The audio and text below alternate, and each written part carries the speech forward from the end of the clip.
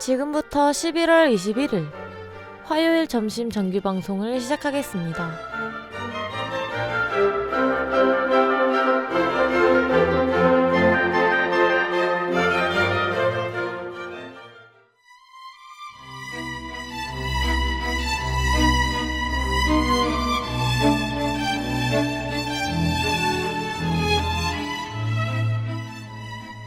조선왕조 실룩셀룩.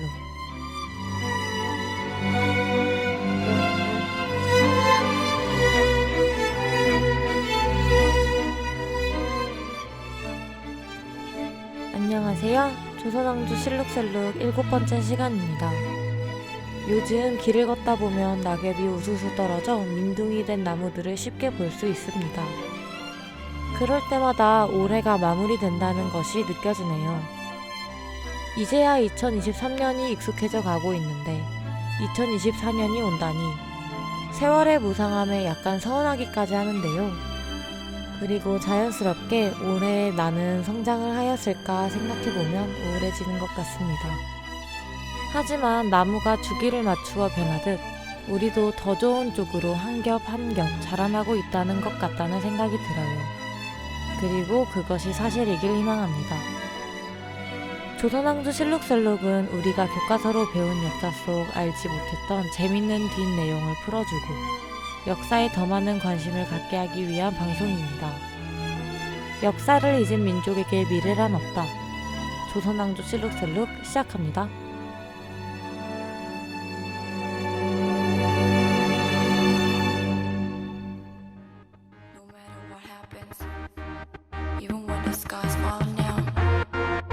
Promise you that I'll never let you go.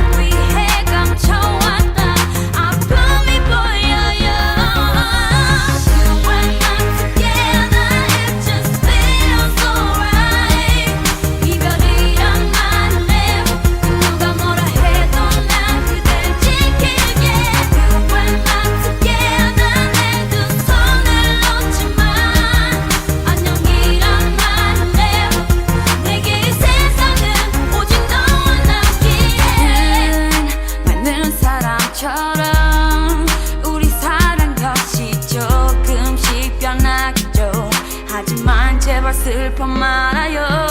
오랜 지난 친구처럼 나만을 믿을 수 있게 기댈 수 있게 I promise you that I'll be right here baby. 난 해준 게 없는데 초라하지만 오늘 그댈 위해 이 노래 불러요. Tonight 그대의 두 눈에 그 미소 뒤에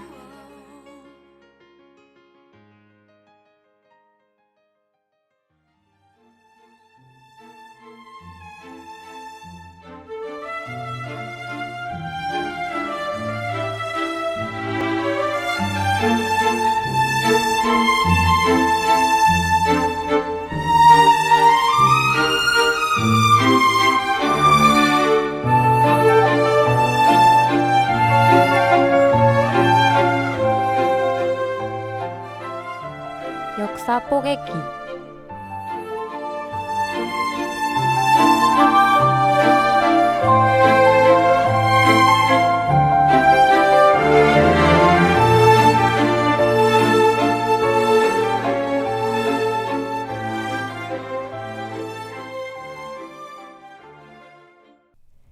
요즘 추워져서 그런지 바빠서 그런지 몸이 한두 군데 고장나는 것이 느껴지는데요.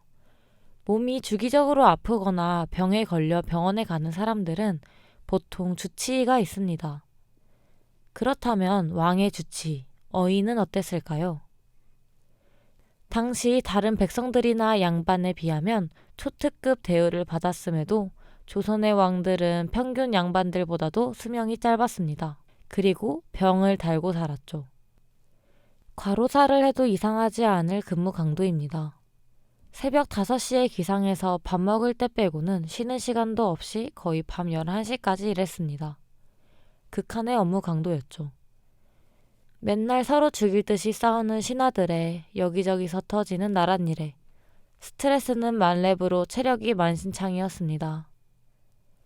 조선 왕들의 직업병 1위는 종기였는데요.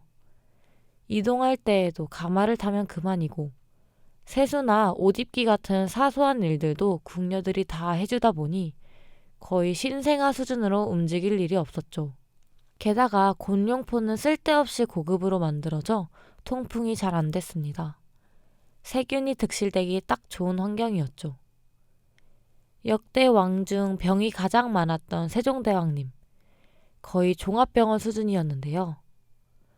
세종은 어렸을 때부터 같은 책을 100번씩 반복해 읽는 책벌레였던 데다가 왕이 된 후론 하루 20시간씩 일하는 워커홀릭이었던 탓에 현대인의 고질병은 다 갖고 있었죠. 게다가 고기를 미친 듯이 좋아해서 비만까지 있었는데요. 생활 습관을 보니 오히려 장수한 것 같다는 생각이 듭니다. 선조는 유독 멘탈이 약한 개복치 왕인데요. 후궁에게서 태어난 서자 출신으로 맨날 정통성 시비에 걸려 신하들 눈칫밥 먹고 살았고요. 이에 임진왜란까지 터져서 매일매일이 멘붕 상태였죠. 때문에 신경과민일 때 나타나는 위장병, 이명 편두통 등의 병을 달고 살았습니다. 취미는 사냥, 특기는 킬이었던 태종은 사냥에서 돌아온 후 갑자기 고열에 시달리다가 사망했는데요. 원인은 급성 감염성 폐렴이었습니다. 또 원칙주의자였던 인종은 상주는 금주하고 고기를 먹지 않는다는 원칙을 칼같이 지켰는데요. 신하들이 제발 고기 좀 먹으라고 사정해도 자기는 불효자가 될 수 없다며 개정색하다가 거식증으로 사망합니다. 조선 최고의 존잘러, 헌종 역시 안타깝게도 23살에 요절했는데요. 헌종은 평소에 녹용과 같은 정력제를 굉장히 많이 드셨다고 하죠. 그래서 독한 약물 섭취로 인한 급성 간염이나 합병증으로 사망했을 거라는 설이 있습니다. 하지만 다행히도 왕들의 곁에는 믿고 의지할 수 있는 의사들, 어이가 있었습니다. 선조의 주치의는 조선 최고의 은우님, 허준이었는데요. 왕세자였던 광해군이 천연두에 걸려 시름시름 앓고 있었는데 누구도 선뜻 치료해보겠다고 나서지 못했습니다. 그때 귀인처럼 등장한 허준. 돼지꼬리 끝에서 나온 피, 점이고로 천연두를 치료해내죠. 특히 허준은 약재를 잘 써서 치료하는 것이 특기였는데요. 덕분에 예민보스로 잔병이 많았음에도 선조는 왕들의 평균 수명을 훌쩍 넘은 57세에 사망하죠. 하지만 선조가 사망하자 신하들의 시기 질투를 받았던 허준은 바로 유백길에 오르는데요. 그곳에서 그가 또 한 건 해냅니다.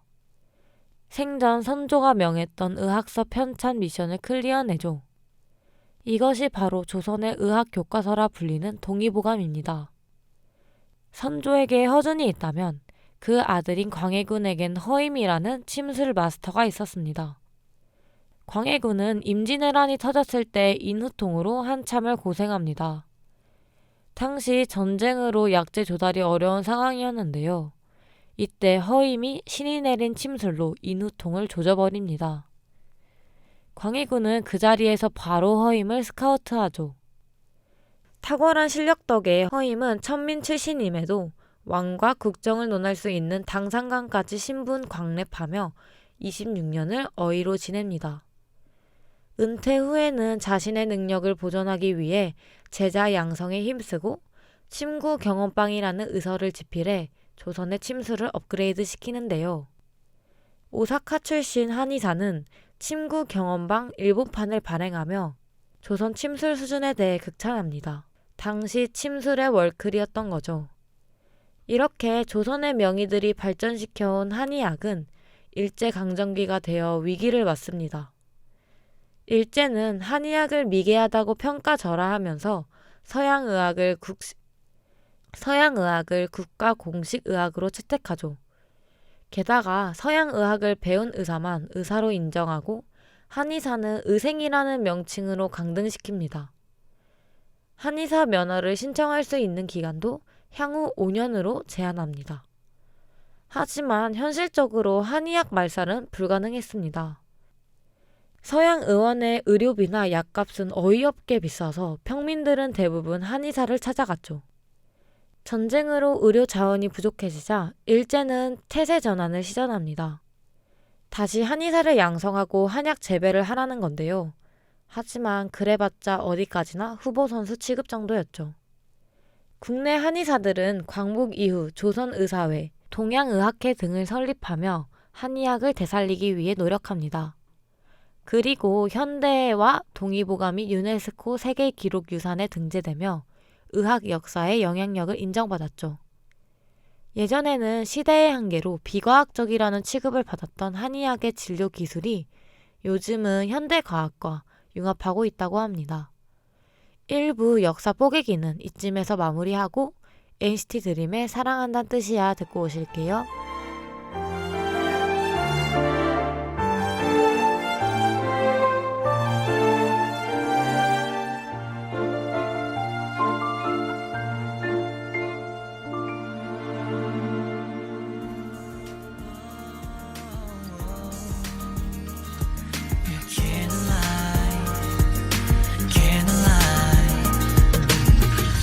아직 잠깐만 are you ready 내가 신호를 주면 하나 둘 셋 세고 눈을 떠봐 뭐 때문에 내가 이러는지 넌 궁금해하지만 아무 날도 아닌 거 Like Monday, Tuesday, Wednesday, Thursday 너와 함께한 순간 내게 always 매일같이 특별했었으니까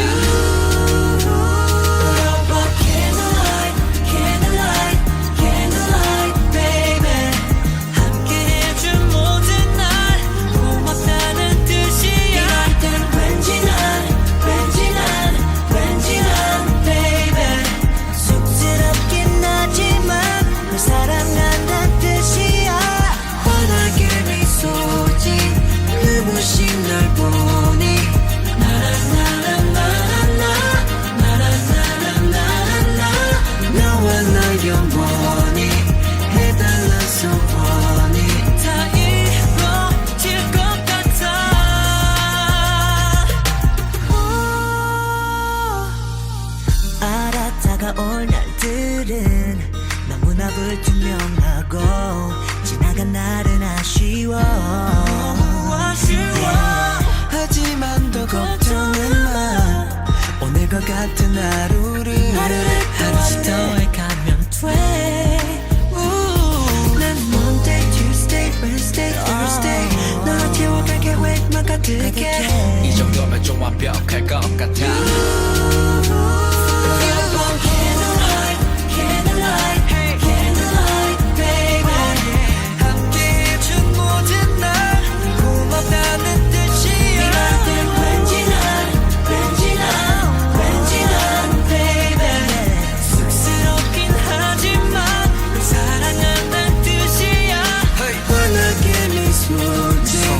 눈부신 널 너뿐이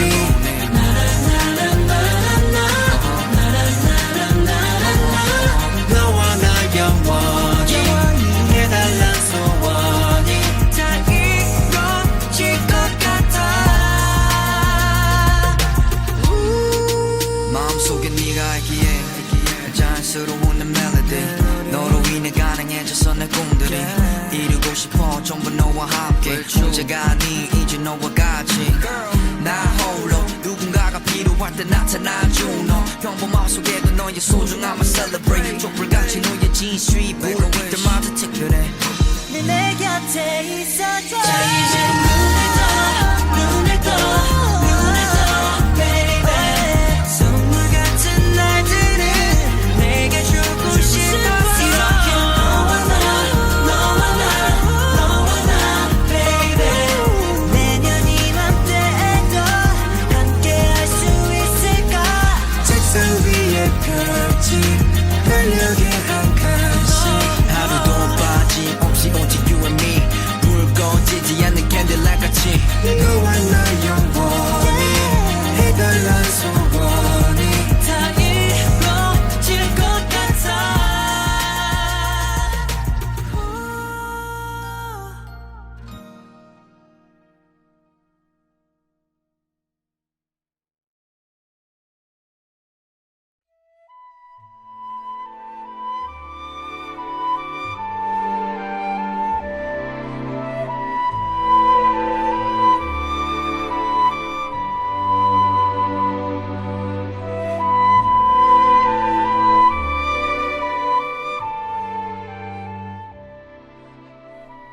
드라마 뽀개기.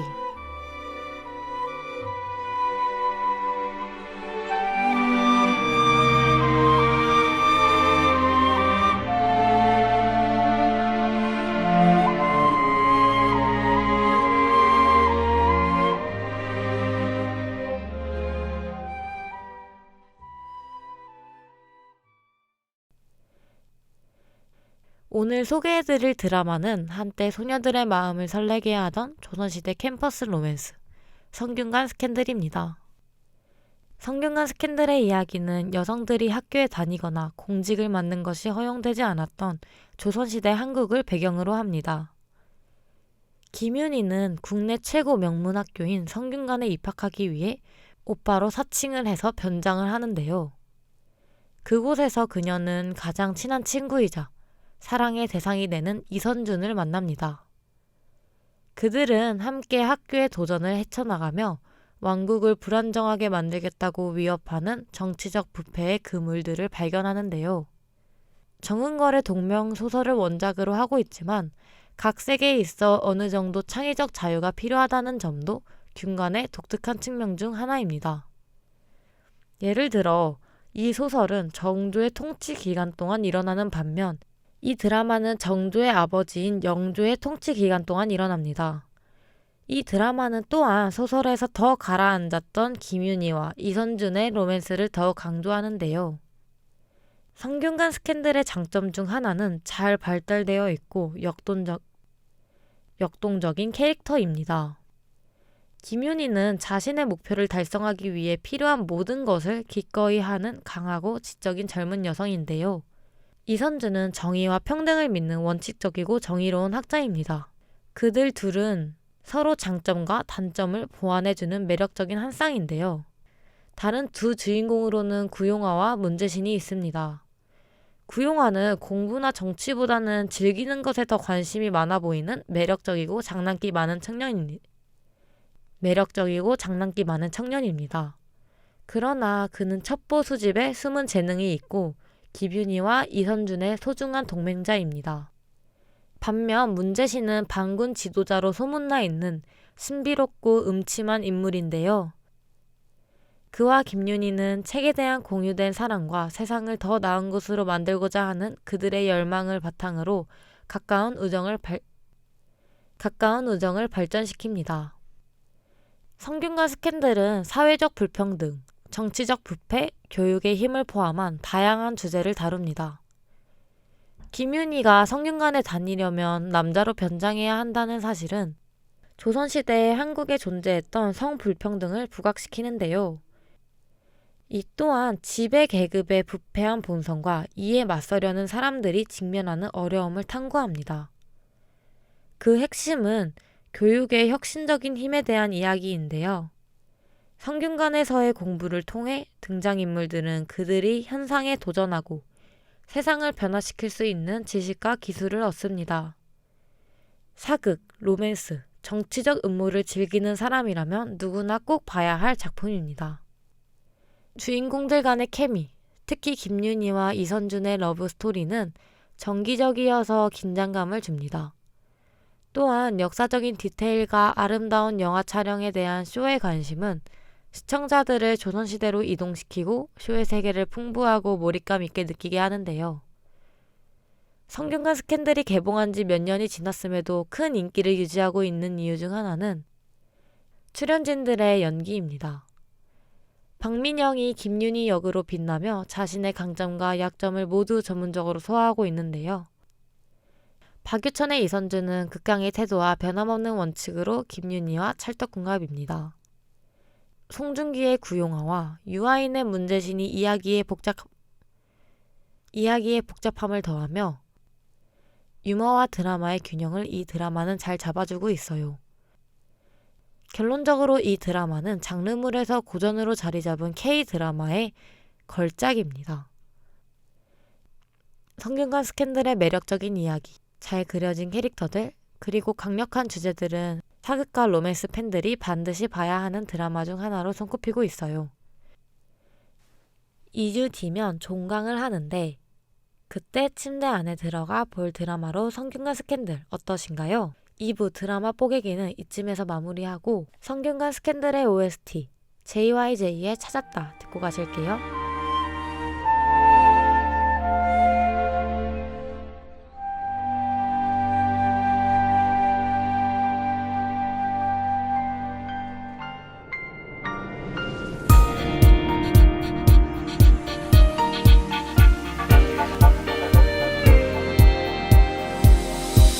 솔직히 처음엔 몰랐어. 우연한 만남이 있었지만 이제껏 난 기쁨보다 나쁨을 더 많이 배웠어. 눈물이 많았던 나지만 너에게 웃음만 줄 거야. 이제서야 내 반쪽을 찾았나봐. 이렇게 가슴이 뛰고 있잖아. 찾았던 내 사람, 내가 찾던 사람, 뜨겁게 안아주고 싶어. 가만히 눈을 감아줄래. 내가 힘 맞춰줄 수 있게. 사랑해, 널 사랑해. 찾았다 내 곁에 둘 한 사람.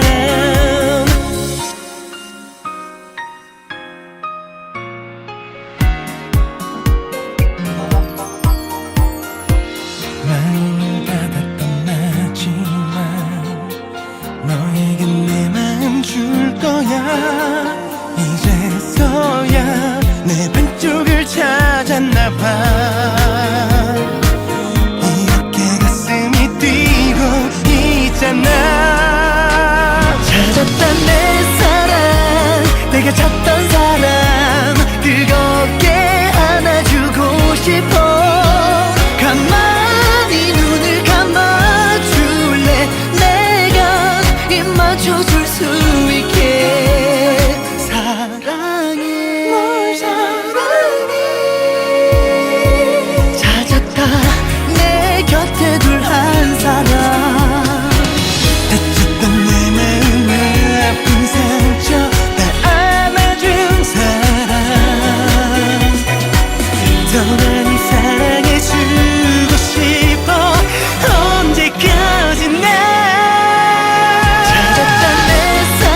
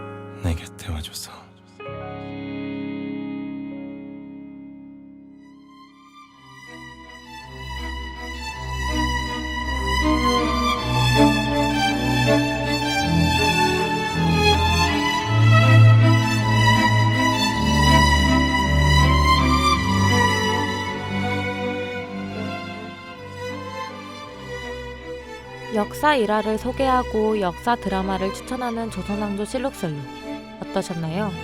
다음엔 더욱 재밌는 역사 일화로 돌아올 테니까요. 다음 주에 만나요. 안녕.